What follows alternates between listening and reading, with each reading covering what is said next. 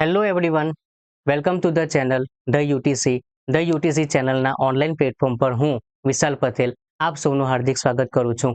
આપ સૌ જાણો છો તેમ જીએસઈસીએલમાં જુનિયર એન્જિનિયર મિકેનિકલની ભરતી આવી છે અને જે વિદ્યાર્થીઓ આ એક્ઝામની તૈયારી કરી રહ્યા છે એવા વિદ્યાર્થીઓ માટે આપણી ચેનલ ધ યુટીસી પર આપણે જીપીએસસી અને ગેટ એક્ઝામમાં પૂછાયેલા ન્યુમેરિકલ એક્ઝામ્પલ અને એવા ક્વેશ્ચન્સ કે જે આપણી પરીક્ષા માટે ઉપયોગી થઈ શકે. કારણ કે અહીં ઘણી વખત એવું થાય છે કે જીપીએસસી અને ગેટ એક્ઝામમાં ન્યુમેરિકલ એક કે બે પૂછાઈ જતા હોય છે. તો આપણે આ સિરીઝમાં જીપીએસસી અને ગેટ એક્ઝામમાં જે પણ ન્યુમેરિકલ પૂછાયા છે એ ન્યુમેરિકલને અમે આ સિરીઝમાં કરાવીશું. તો સૌપ્રથમ જે વિદ્યાર્થીઓ આ ચેનલ પર નવા હોય તો ચેનલને સબસ્ક્રાઇબ કરી દો અને બેલ આઇકન પ્રેસ કરી દો, જેથી આ એક્ઝામને રિલેટેડ કોઈ પણ વિડીયો અપલોડ થાય તો તમને તેમની માહિતી મળી રહે. હવે આપણે વિડીયોને સ્ટાર્ટ કરીશું. Start with numerical number 1. હવે આ જે ન્યુમેરિકલ છે આ ન્યુમેરિકલ એન્જિનિયરિંગ થર્મોડાયનેમિક સબ્જેક્ટમાંથી પૂછાયો છે. બરાબર છે. ત્યારે IMV ક્લાસ 2 મિકેનિકલ 2012માં ન્યુમેરિકલ જે છે ન્યુમેરિકલ શું કહે છે? An ideal gas is heated at constant pressure. Condition શું આપી છે કે જે આઇડિયલ ગેસ છે એમને આપણે કોન્સ્ટન્ટ પ્રેશર પર હીટ કરવાનું છે. એટલે ગિવન ડેટા જે છે ગિવન ડેટામાં આપણને સૌથી પહેલા શું આપ્યું છે?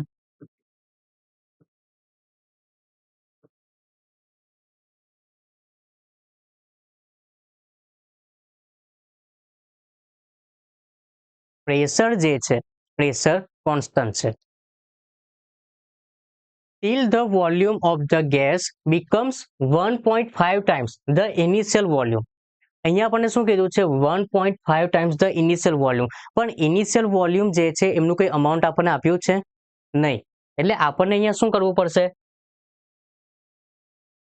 V1 is equal to V consider કરવું પડશે અને એના બેઝિસ ઉપરથી આપણે V2 માટે લખી શકીશું. શું છે V2? Volume of the gas become 1.5 times the initial volume. 1.5 times એટલે આપણે અહીંયા શું લખીશું? 1.5 times to the initial volume. તો અહીંયાથી શું થશે? 1.5 into V. Okay. If its initial temperature is 30 degree Celsius. બરાબર, જે ઇનિશિયલ જે ટેમ્પરેચર છે તે ઇનિશિયલ ટેમ્પરેચર આપણને કેટલું આપ્યું છે? 30 ડિગ્રી સેલ્સિયસ. સેલ્સિયસ છે એ સેલ્સિયસને આપણે કેલ્વિનમાં કન્વર્ટ કરી દઈશું. તો સેલ્સિયસને કેલ્વિનમાં કન્વર્ટ કરવા માટે આપણે શું કરવું પડશે? 30 પ્લસ 273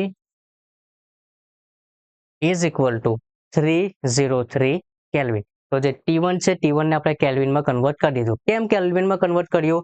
કારણ કે ઓલમોસ્ટ જ્યારે પણ આપણને ટેમ્પરેચર ફાઇન્ડ કરવાનું પૂછ્યું હોય તો ટેમ્પરેચર જે છે તે ટેમ્પરેચર આપણને કેલ્વિનમાં જ પૂછ્યું હોય છે. બરાબર, અને નહીં પૂછ્યું હોય તો કંઈ નહીં, પહેલા કેલ્વિનમાં કન્વર્ટ કરી દઉં, પછી ફાઇનલ આન્સર જે મળશે તેમાંથી 273 માઇનસ કરી દઉં તો ટેમ્પરેચર જે ફાઇનલ ટેમ્પરેચર છે એ તમને ડિગ્રી સેલ્સિયસમાં મળી જશે. બરાબર છે. ચાલો, ઇનિશિયલ ટેમ્પરેચર આપી દીધું. The final temperature will be. Final temperature જે છે ફાઇનલ ટેમ્પરેચર આપણે શોધવાનું છે. તો ફાઇનલ ટેમ્પરેચર શું થશે? ફાઇન્ડ કરવાનું છે. ચાલો, જે ડેટા આપ્યા છે એમના પરથી તમે વિચારી શકો છો કે અહીંયા આઈડિયલ ગેસ ઇક્વેશન આપણે યુઝ થશે. બરાબર, PVT. બરાબર, MR જે છે એ MR ને આપણે કોન્સ્ટન્ટ એઝ્યુમ કરીશું. બરાબર, તો અહીંયા આપણે શું કરીશું? Using ideal gas equation. તો એ જે ઇક્વેશન છે ઇક્વેશન શું છે? PV is equal two MR થઈ. બરાબર, એમઆર તો કોન્સ્ટન્ટ છે, સાથે સાથે પી પ્રેશર, પ્રેશર જે છે એ પ્રેશર પણ આપણને કેવું આપ્યું છે, કોન્સ્ટન્ટ. તો હવે આપણી પાસે રિલેશન જે છે, રિલેશન શું જોવા મળશે, V is equal to T. બરાબર, મારે ફાઇનલ શોધવાનું છે, ઇનિશિયલ આપ્યું છે, તો હું કઈ રીતે લખી શકીશ, V1 is equal to T1 divide by V2 is equal to T2, એટલે કે V1 divide by V2 is equal to T1 divide by T2. ચલો V1 V2 ની વેલ્યુ આપણને આપી છે, V 1.5, V T1 303 અને અહીંયાથી છે T2. બરાબર, T2 જે છે, T2 ની વેલ્યુ મારે ફાઇન્ડ કરવાની છે. હવે તમે અહીંયા જોઈ શકો છો, V જે છે એ શું થશે, કેન્સલ આઉટ. ઓકે, તો T2 આપણને શોધવાનું છે, એટલે T2 ને આપણે સૂત્રને કરતા બનાવીશું, તો શું થશે, 303 into 1.5. તો T2 is equal to 303 into 1.5. શું થશે final answer, 303 into 1.5 is equal to 454.5 kelvin. Okay, તો જે ફાઇનલ જે ટેમ્પરેચર છે એ ફાઇનલ ટેમ્પરેચર આપણને કેટલું મળે છે, 454.5 કેલ્વિન. બરાબર છે, તો આપણે just ideal gas equation use કરી છે અને એના બેઝિસ ઉપર જે ટેમ્પરેચર છે, ટેમ્પરેચર આપણને ફાઇન્ડ કરાવ્યું છે. હવે આ જ ન્યુમેરિકલમાં જે પ્રેશર કોન્સ્ટન્ટ આપ્યું છે ને, એમના જગ્યા પર તમને વોલ્યુમ પણ કોન્સ્ટન્ટ આપી શકે, ટેમ્પરેચર જે છે ટેમ્પરેચર પણ કોન્સ્ટન્ટ આપી શકે, અને એના રિલેટેડમાં અહીંયા તમને કોઈ પણ વસ્તુ ફાઇન્ડ કરવાની તમને પૂછી શકશે. પણ ધ્યાન રાખવું, અહીંયા તમારું જે કોન્સ્ટન્ટ હોય તેને તો આપણે કન્સિડર કરીશું જ, પણ સાથે સાથે એમ અને આર એમની વેલ્યુ પણ આપણે કોન્સ્ટન્ટ સમજીને એમને પણ આપણે રિમૂવ કરીશું, અને પછી જે આપણી પાસે રિલેશન બચે એ રિલેશનનો આપણે યુઝ કરવાનો છે.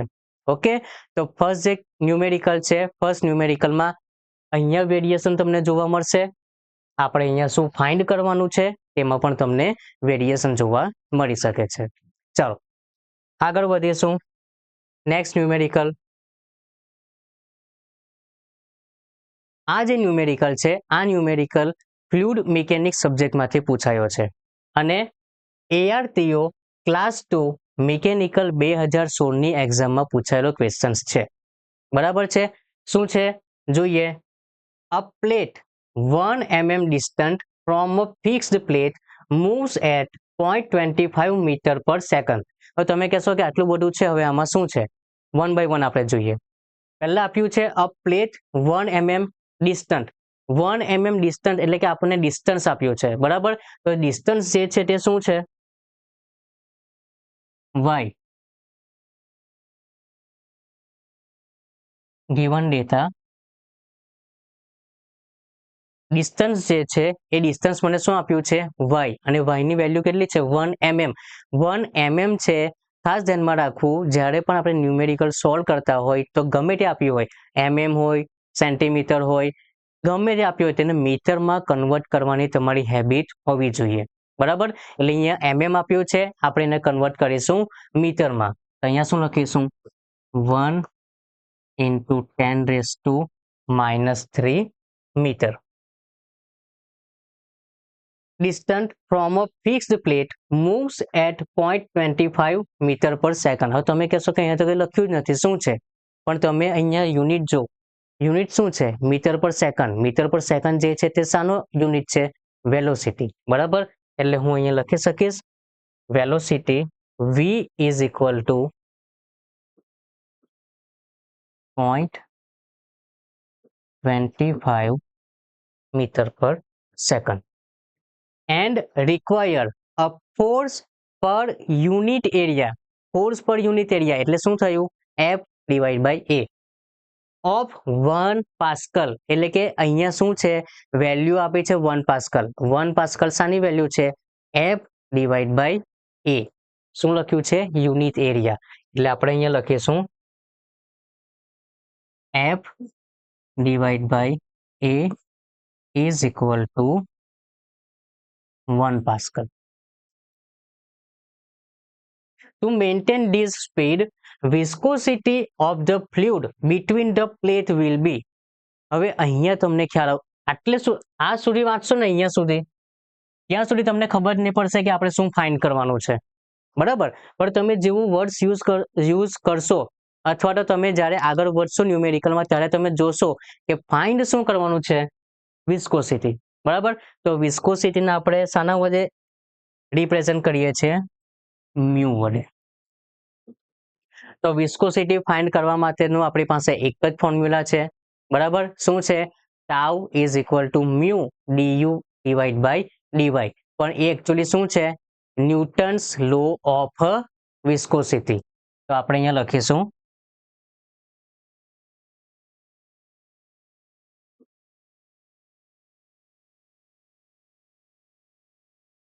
using Newton's law of viscosity, બરાબર. ન્યૂટન્સ લો ઓફ વિસ્કોસિટી શું છે, tau is equal to mu du by dy. હવે તમે કહેશો આ બધી વેલ્યુ જે છે અહીંયા ક્યાં આપી છે, એકબીજાને રિલેટ કરો, તમને વેલ્યુ જોવા મળશે, બરાબર. હવે વેલ્યુ ટાઉ જે છે એટલે કે શિયર સ્ટ્રેસ, એ આપણે કોને કહેશું, સ્ટ્રેસનું ફોર્મ્યુલા શું છે, ફોર્સ ડિવાઈડ બાય એરિયા. તમને અહીંયા ડાયરેક્ટલી લખી નથી આપ્યું, તમને આ રીતે આપ્યું છે. એટલે ટાઉ જે છે એ ટાઉની વેલ્યુ શું છે, 1 પાસ્કલ, બરાબર. હવે આપણે શોધવાનું છે વિસ્કોસિટી, યુ, બરાબર.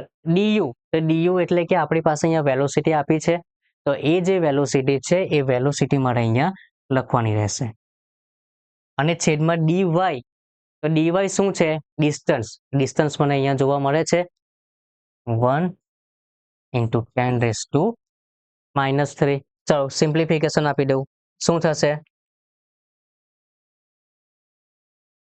0.25 into 10³ 1 divided by answer. Okay. તો મ્યુ જે છે એ મ્યુનો ફાઇનલ આન્સર તમને શું જોવા મળશે, 4 into 10⁻⁻3. અને યુનિટ જે છે એ તમને શું જોવા મળશે, ન્યૂટન ઇન્ટુ સેકન્ડ પર મીટર સ્ક્વેર. ઓકે. તો એકદમ ઇઝી છે. વિસ્કોસિટી કઈ રીતે શોધવાની છે તે તમને ખ્યાલ હોવો જોઈએ, બરાબર. અહીંયા ઓબ્વિયસ છે કે ટર્મ્સ જે છે એ ટર્મ્સ તમને અલગ અલગ આપ્યા છે, પણ જેવું તમે ઇક્વેશન આ યુઝ કરશો એટલે તમને ડાયરેક્ટલી ખબર તો પડી જ જશે, બરાબર. કે ડાયરેક્ટલી તમને ખબર તો પડી જ જશે કે એકચ્યુઅલીમાં અહીંયા જે આપણને પૂછ્યું છે તો અહીંયા આપણને કોની સાથે રિલેટ કરવાનું છે. જેવું કે અહીંયા શિયર સ્ટ્રેસ છે, F બાય A એના સાથે જ રિલેટ થશે. અહીંયા વેલોસિટી છે, એ વેલોસિટી આપણને અહીંયા આપી છે, અને લાસ્ટમાં આપણને ડિસ્ટન્સ, તો ડિસ્ટન્સ જે છે તે આપણને અહીંયા જોવા મળે છે, બરાબર. એટલે જસ્ટ ખાલી ફોર્મ્યુલાની અંદર વેલ્યુ આપણે મૂકી છે અને આપણને જે શોધવાનું કીધું છે એને આપણે સૂત્રને કરતા બનાવીશું, તો ફાઇનલ જે વેલ્યુ છે એ વેલ્યુ આપણને મળી જશે. ઓકે, બરાબર. તો જે ફાઇનલ આન્સર છે મ્યુનો એ શું થાય છે, 4 into 10⁻³ ન્યૂટન ઇન્ટુ સેકન્ડ પર મીટર સ્ક્વેર, બરાબર. ચલો વેરિએશન જોઈ લઈએ. અહીંયા તમને પૂછ્યું છે વિસ્કોસિટી, બરાબર. વિસ્કોસિટી હોય, એબ્સોલ્યુટ વિસ્કોસિટી હોય તો તમે આ રીતે ફાઇન્ડ કરી શકો છો, બરાબર છે. પણ અહીંયા આ જે વેલ્યુ છે આ વેલ્યુમાં તમને ચેન્જ આપશે તો તમારા ક્વેશ્ચન જે છે એ ચેન્જ થશે. બીજું, ડિસ્ટન્સ જે છે એ ડિસ્ટન્સમાં તમને યુનિટ આપ્યા છે, યુનિટની અંદર તમારું વેરિએશન લાવશે. જેવું કે અહીંયા આપણને આપ્યું છે પાસ્કલ, બરાબર. એમના બદલે કોઈ બીજો યુનિટ આ તમને આપશે mm, સેન્ટીમીટર અથવા ડાયરેક્ટલી મીટર જે છે મીટરમાં તમને આપી દેશે. તો આ રીતે અલગ અલગ યુનિટમાં પણ તમને આપીને ક્વેશ્ચન જે છે તે પૂછાઈ શકે છે. બરાબર. તો આ ન્યુમેરિકલ જે છે આ ન્યુમેરિકલ આપણો કમ્પ્લીટ થયો. હવે આપણે નેક્સ્ટ ન્યુમેરિકલમાં આગળ વધીશું. ઓકે, તો હવે જે વિદ્યાર્થીઓ GSECLની પ્લાન્ટ એટેન્ડન્ટ અને જુનિયર એન્જિનિયર મિકેનિકલની એક્ઝામની પ્રિપેરેશન કરી રહ્યા છે તેવા વિદ્યાર્થીઓ માટે ધ યુટીસી એપ્લિકેશન પર વિદ્યુત બેચ લોન્ચ કરવામાં આવ્યો છે, જેની અંદર ટિયર 2માં technical portion as per new syllabus તમને પ્રિપેરેશન કરાવવામાં આવશે. સાથે સાથે ટિયર 1માં જે મેથ્સ અને રીઝનિંગ સબ્જેક્ટ છે એમના લેક્ચર તમને ફ્રી પ્રોવાઈડ કરવામાં આવશે. આ કોર્સની ફી માત્ર ₹2,999 છે. જો તમને વધારે માહિતી જોઈતી હોય તેમના માટે તમે અમારો મોબાઈલ નંબર 635499999091 પર અમને કોલ કરી શકો છો. બરાબર. ફરી એક વખત મોબાઈલ નંબર હું તમને કહું છું. મોબાઈલ નંબર છે 635499999091. બરાબર. કોઈ પણ તમને માહિતી જાણવી હોય તો તમે અમને કોલ કરી શકો છો. અને એપ્લિકેશનને ડાઉનલોડ કરવા માટેની લિંક ડિસ્ક્રિપ્શનમાં તમને નીચે આપી છે, ત્યાંથી તમે એપ્લિકેશનને ડાઉનલોડ કરી શકો છો. હવે આપણે આગળ વધીશું નેક્સ્ટ ન્યુમેરિકલ. હવે આ જે ન્યુમેરિકલ છે આ ન્યુમેરિકલ હીટ ટ્રાન્સફર સબ્જેક્ટમાંથી પૂછાયો છે. બરાબર. અને આ ન્યુમેરિકલ IMV ક્લાસ 2ની એક્ઝામ મિકેનિકલ 2012માં પૂછાયો છે. બરાબર. જોઈએ ન્યુમેરિકલ શું કહે છે. The rate of heat transfer through a furnace wall having thickness of 20 centimetre. Thickness કીધી છે. હવે થિકનેસ એનો મતલબ શું થયો નહીં ખબર પડે તો જસ્ટ આપણે જે વર્ડ્સથી પરિચિત છે એટલે કે આપણે જે વર્ડ્સને જાણીએ છીએ એ વર્ડ્સ થ્રુ આપણે અહીંયા લખી દેવાનું. પણ અહીંયા ખાસ ધ્યાનમાં રાખવું 20 સેન્ટીમીટર છે. ફરી પાછું સેન્ટીમીટરને આપણે શામાં કન્વર્ટ કરવું પડશે? મીટરની અંદર. તો આપણે અહીંયા લખીશું T is equal to 0.2 metre. આગળ વધીએ. And mean thermal conductivity of 0.1 watt per meter into Kelvin. બરાબર. અહીંયા આપણને થર્મલ કન્ડક્ટિવિટી એટલે કે K ની વેલ્યુ આપી છે. શું છે K ની વેલ્યુ? 0.1.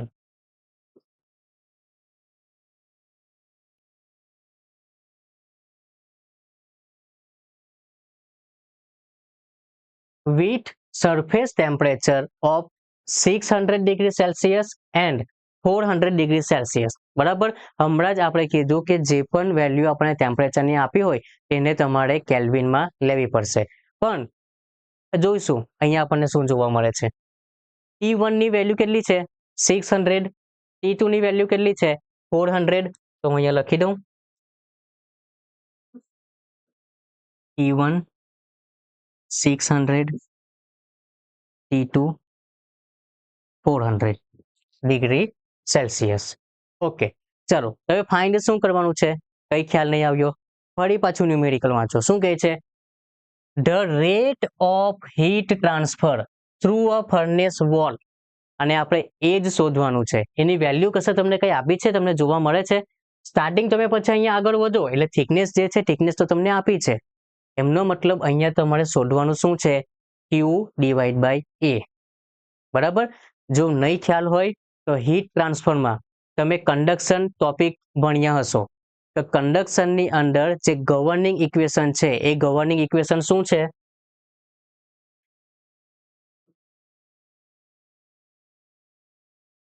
યુઝિંગ ગવર્નિંગ ઇક્વેશન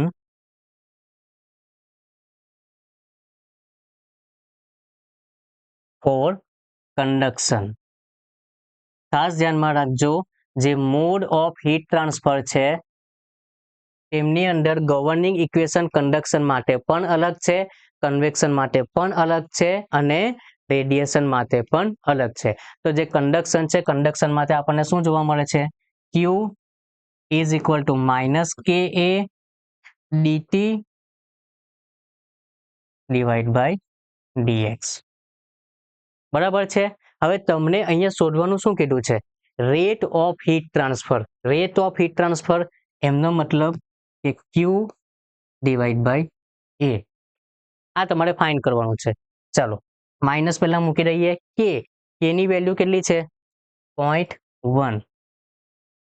ચાલો DT એટલે કે ટેમ્પરેચર ડિફરન્સ. બરાબર. તો ટેમ્પરેચર ડિફરન્સ જે છે એ ટેમ્પરેચર ડિફરન્સ હું સેલ્સિયસ થી સેલ્સિયસમાં હું બાદ કરીશ તો પણ મને સેમ મળશે. કેલ્વિન માંથી કેલ્વિન બાદ કરીશ તો પણ મને સેમ મળશે. બરાબર. જો 600 માઇનસ 400 મને કેટલું મળશે? 200. બરાબર. સેમ આને હું કેલ્વિનમાં કન્વર્ટ કરીશ તો શું થશે?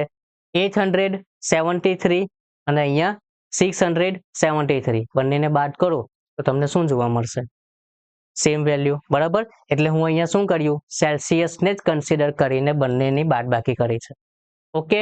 અને DX, તો DX જે છે, DX ની વેલ્યુ એટલે કે આપણી થિકનેસ. તો થિકનેસ જે છે તે મને કેટલી આપી છે?